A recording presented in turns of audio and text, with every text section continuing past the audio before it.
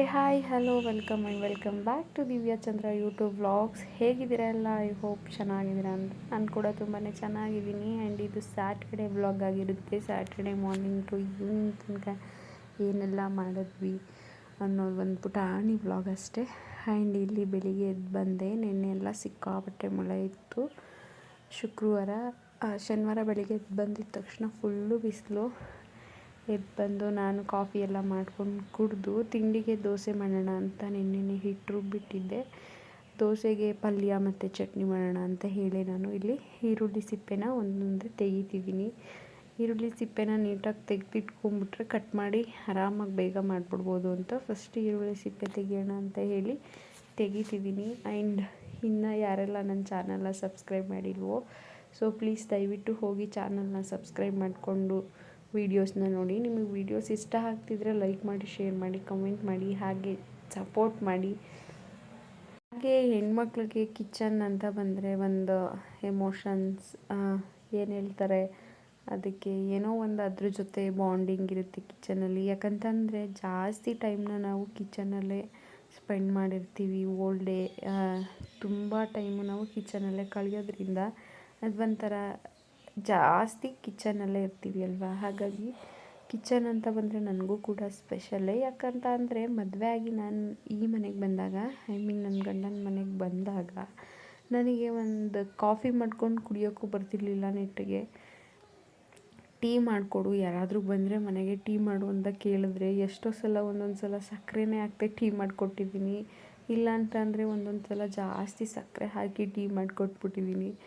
ನೆಟ್ಟಿಗೆ coffee tea ಕೂಡ ಮಾಡ್ಕೊಂಡು ಕುಡಿಯೋಕ್ಕೆ ಬರ್ತಿರಲಿಲ್ಲ. ನಮ್ಮಮ್ಮ ಹೇಳ್ತಿದ್ರು ಯಾವಾಗಲೂ ಕಲ್ತ್ಕೋ, ಎಲ್ಲನೂ ಕಲ್ತ್ಕೋ, ಮದುವೆ ಆಗೋದ್ಮೇಲೆ ಮಾಡಬೇಕು ನೀನು ಅಂತ. ನಾನು ಅದನ್ನು ತಲೆಗೂ ಕೂಡ ಹಾಕ್ಕೊಂಡಿರಲಿಲ್ಲ. ಇವಾಗಲೇ ಏನಕ್ಕೆ ಇದನ್ನೆಲ್ಲ ಕಲಿಬೇಕು, ಬಿಡಮ್ಮ ಮುಂದೆ ಕಲಿತ್ರೆ ಆಯಿತು ಅಂತ ನಾನು ಇಗ್ನೋರ್ ಮಾಡಿ ಬಿಟ್ಬಿಡ್ತಿದ್ನ. ಎಷ್ಟು ಹೇಳಿದ್ರೂ ಕಲಿತಿರ್ಲಿಲ್ಲ. ಆ್ಯಂಡ್ ಮದುವೆ ಆಗಿ ಬಂದಿದ್ದ ತಕ್ಷಣ ಏನು ನನಗೆ ನೀನು ಅಡುಗೆ ಮಾಡು, ತಿಂಡಿ ಮಾಡು ಅಂತ ನಮ್ಮ ಅತ್ತೆ ಕೂಡ ನನಗೆ ಯಾವತ್ತೂ ಹೇಳಿಲ್ಲ. ಅವರು ಅಟ್ಲೀಸ್ಟ್ ಕಾಫಿ ಟೀ ಆದರೂ ಮಾಡಿಕೊಡ್ಬೇಕಲ್ವ ಅವ್ರಿಗೆ ಅಂತ ನಾನೇ ಮಾಡೋಣ ಅಂತ ಹೋಗ್ತಿದ್ನ. ಬಟ್ ನನಗೆ ಅದನ್ನು ಮಾಡೋಕ್ಕೂ ಬರ್ತಿರ್ಲಿಲ್ಲ. ಹಂಗೆ ದಿನಗಳು ಕಳೀತಾ ನಮ್ಮ ಅತ್ತೆ ಹತ್ರ ಅವ್ರು ಮಾಡ್ತಾರೆ, ಡೈಲಿ ಎದ್ದು ತಿಂಡಿ ಮಾಡ್ತಿದ್ರು ಅವರು.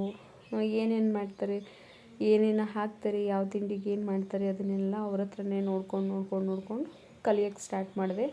ಹೇಳಿಸ್ಕೊಂಡು ಕಲ್ತಿಲ್ಲ, ಅವ್ರು ಮಾಡೋದನ್ನ ನೋಡಿ ಕಲಿತೆ ನಾನು. ಹಾಗೆ ಇವಾಗ ಏನಾದರೂ ರೆಸಿಪಿ ನಂಗೆ ಯಾವುದಾದ್ರೂ ಬೇಕು ಅಂದರೆ ನಮ್ಮ ಅಮ್ಮಂಗೆ ಫೋನ್ ಮಾಡಿ ಕೇಳ್ತೀನಿ, ಇದು ಏನು ಮಾಡೋದು, ಹೆಂಗೆ ಮಾಡೋದು ಅಂತ. ನಮ್ಮ ಅಮ್ಮನೂ ಹೇಳ್ಕೊಡ್ತಾರೆ. ಹಾಗೆ ಹೋಯಿತು. ಇವಾಗಂತೂ ನನಗೆ ನಾನು ಮಾಡೋ ಅಡುಗೆ ಚೆನ್ನಾಗೇ ಇರುತ್ತೆ, ಚೆನ್ನಾಗೇ ಮಾಡ್ತೀನಿ.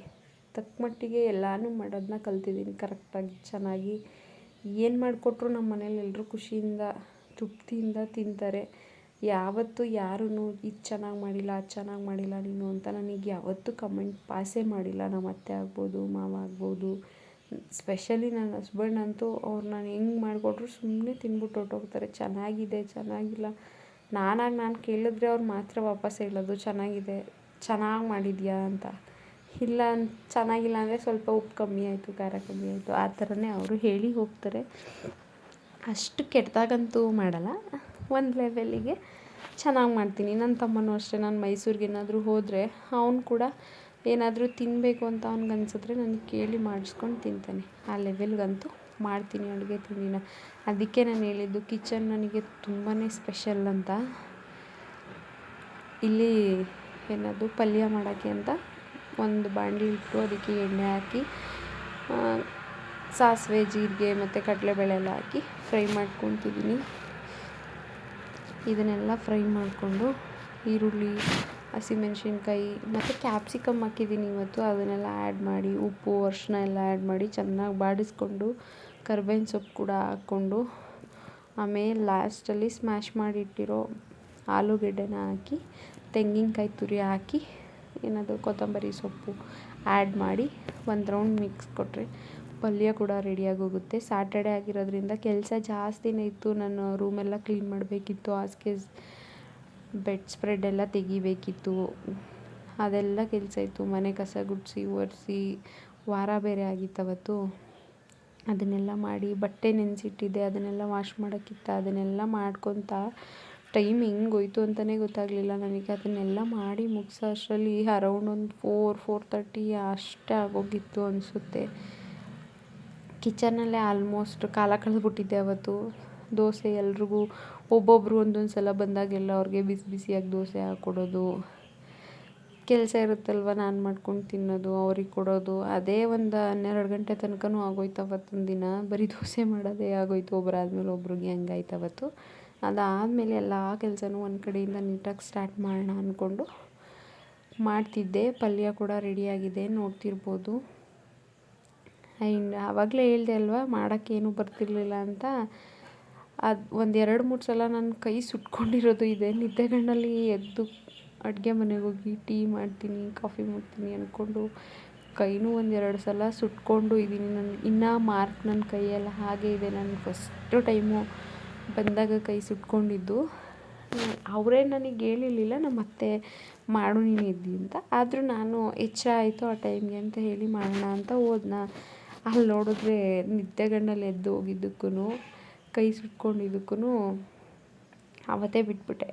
ಎದ್ದು ನೀಟಾಗಿ ಫ್ರೆಶ್ ಅಪ್ ಆಗಿ ಕಣ್ಣು ಬಿಟ್ಟು ನಾನು ಮಾಡ್ತೀನಿ ಕಾಫಿ ಟೀನ ಇವಾಗ. ಓಕೆ, ನಾನು ಇವಾಗಲೂ ಅಷ್ಟೇ, ನಾನು ಎದ್ದು ಕೆಳಗಡೆ ರೂಮಿಂದ ಕೆಳಗಡೆಗೆ ಹೋದರೆ ಒಂದು 5 ನಿಮಿಷ ಕೂತಿದ್ದೆ, ಆಮೇಲಿಂದ ಟೀ ಕಾಫಿ ಮಾಡೋಕ್ಕೆ ಸ್ಟಾರ್ಟ್ ಮಾಡೋದು.